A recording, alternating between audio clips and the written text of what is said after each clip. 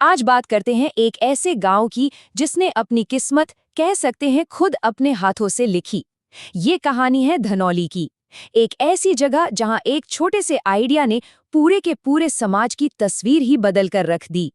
तो सवाल यही उठता है कि क्या सच में एक छोटा सा कदम पूरे गांव का भविष्य बदल सकता है? सुनने में शायद फिल्मी लगे, है ना? पर चलिए, इस सवाल का जवाब हम धनौली की कहानी में ही ढूंढते हैं। कहते हैं ना कि हर बड़ी क्रांति एक छोटे से विचार से ही जन्म लेती है। धनौली की कहानी भी कुछ ऐसी ही है।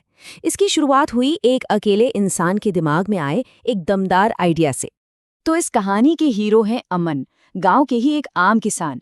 लेकिन उन्होंने जो सपना देखा वो आम नहीं था।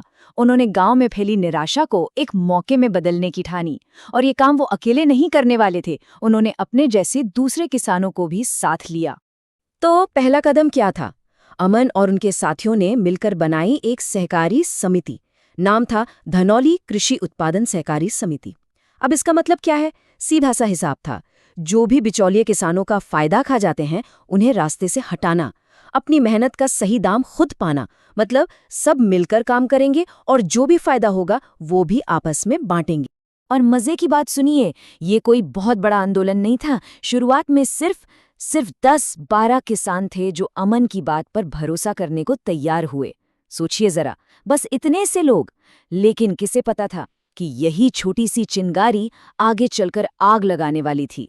तो अब जब टीम बन गई तो इसका पहला और सबसे बड़ा फायदा सीधे सीधे उनकी जेब पर हुआ। उन्होंने, कह सकते हैं कि खेत से लेकर बाजार तक अपनी एक सीधी लाइन बिछा दी। उनका प्लान बड़ा ही सीधा और असरदार था। स्टेप 1, सारे किसान अपनी अपनी फसल एक जगह जमा करते। स्टेप 2, वहीं एक छोटी सी यूनिट में उसकी अच्छी पैकिंग होती। स्टेप 3, उन्होंने अपना खुद का एक ब्रांड बना लिया, धनौली फ्रेश। और स्टेप 4, वो सीधा शहर के दुकानों को अपना माल बेचने लगे, कोई बिचौलियां नहीं। और इसका नतीजा क्या निकला? धनौली फ्रेश देखते ही देखते क्वालिटी का दूसरा नाम बन गया। शहर में लोगों को जब पता चला कि ताज़ी ऑर्गेनिक सब्जियां और अनाज सीधे गांव से आ रहा है, तो इस ब्रांड पर उनका भरोसा बढ़ता ही चला गया। अब देखिए, जब पैसा आता है ना, तो वो अपने साथ सिर्फ खुशहाली नहीं बल्कि एक नई उम्मीद और हिम्मत भी लाता है। इस आर्थिक कामयाबी ने गांव में एक नई ऊर्जा भर दी, जिसने समाज को मजबूत करने के नए दरवाजे खोल दिए। और इसी नई ऊर्जा की एक मिसाल बनी प्रिया। उन्होंने सोचा कि जब गांव के पुरुष इतना कुछ कर सकते हैं तो महिलाएं पीछे क्यों रहें। बस उन्होंने गांव की औरतों को इकट्ठा किया और बना डाला एक सेल्फ हेल्प ग्रुप। और इस ग्रुप ने क्या बनाया? वही चीजें जो वो सालों से अपने घर की रसोई में बनाती आ रही थीं और जिनमें उनका कोई मुकाबला नहीं था। जैसे कि लजीज अचार, कुरकुरे पापड़ और घर पर पिसे खुशबूदार मसाले। मतलब अपने हुनर को ही उन्होंने कमाई का जरिया बना लिया। और यहाँ सबसे खूबसूरत बात ये थी कि कैसे ये दोनों ग्रुप एक दूसरे की ताकत बने। पुरुषों वाली सहकारी समिति महिलाओं को कच्चा माल जैसे मिर्च, आम, दालें ये सब देती थी, और फिर महिलाओं के बनाए अचार पापड़ को बाजार तक पहुंचाने में भी मदद करती थी। कमाल का टीम वर्क था, सही में। हर कोई एक दूसरे को सपोर्ट कर रहा था और इसका असर पूरे गांव में दिखने लगा था। लोगों के चेहरों पर जो मायूसी थी उसकी जगह अब एक मुस्कान ने ले ली थी। सिर पर जो कर्ज का बोझ था वो धीरे धीरे कम होने लगा। और सबसे बड़ी बात, बच्चे अब स्कूल जाने लगे थे क्योंकि अब उनके माँ बाप के पास उनकी फीस भरने के लिए पैसे थे। इस कहानी का जो सबसे दमदार हिस्सा है वो शायद ये है कि इसने उस ट्रेंड को ही पलट दिया जिसके तहत लोग गांव छोड़कर शहर जाते हैं। यहाँ उल्टा होने लगा। जो लोग चले गए थे उन्हें अब अपना गांव, अपनी मिट्टी वापस बुला रही थी। इसका सबसे जीता जागता उदाहरण है रवि। अमन का दोस्त था। बेहतर भविष्य के लिए मुंबई चला तो गया था, लेकिन शहर की उस भागदौड़ भरी जिंदगी ने उसे बुरी तरह थका दिया था, तो वो वापस आ गया। लेकिन जब रवि गांव वापस लौटा तो उसे अपनी आंखों पर यकीन ही नहीं हुआ।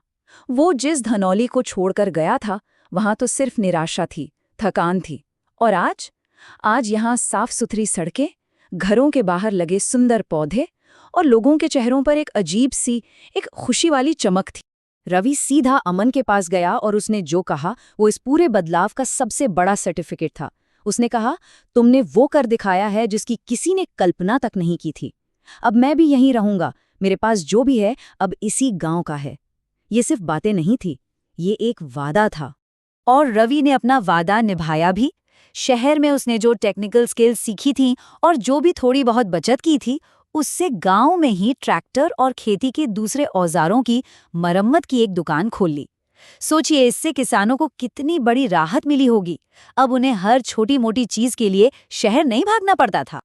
अब जब कोई अच्छी चीज होती है तो उसकी खुशबू दूर दूर तक जाती है। धनौली की कहानी अब सिर्फ धनौली की नहीं रही। इसकी कामयाबी ने इसे आस पड़ोस के इलाकों के लिए एक मिसाल बना दिया।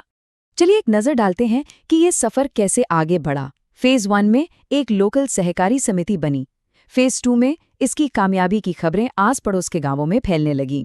फेज 3 में ये बात डिस्ट्रिक्ट एडमिनिस्ट्रेशन यानी जिला प्रशासन तक पहुंची और फेज 4 में इसे ऑफिशियली एक मॉडल विलेज घोषित कर दिया गया। जब जिले के कलेक्टर साहब खुद धनौली आए तो वो भी लोगों की इस मेहनत और तरक्की को देखकर दंग रह गए। सबसे बड़ी बात ये थी कि ये सब किसी सरकारी स्कीम की वजह से नहीं हुआ था, बल्कि गांव वालों ने खुद अपनी मेहनत से कर दिखाया था। तो इसका फायदा क्या मिला? सरकार ने भी इस कोशिश को पूरा सपोर्ट किया। मॉडल विलेज का टैग तो मिला ही, साथ ही गांव के लिए एक पक्की सड़क बनी, एक अच्छा हेल्थ सेंटर बना और बच्चों के लिए एक नया हाई स्कूल भी मंजूर हुआ। तो हम घूम फिरकर वापस उसी पहले सवाल पर आते हैं, क्या धनौली की ये कहानी सिर्फ एक गांव की कहानी है, या फिर ये हमारे देश के हजारों गांवों के लिए एक नया रास्ता, एक नया ब्लूप्रिंट हो सकती है? आत्मनिर्भरता का, तरक्की का, इस बारे में सोचना तो बनता है।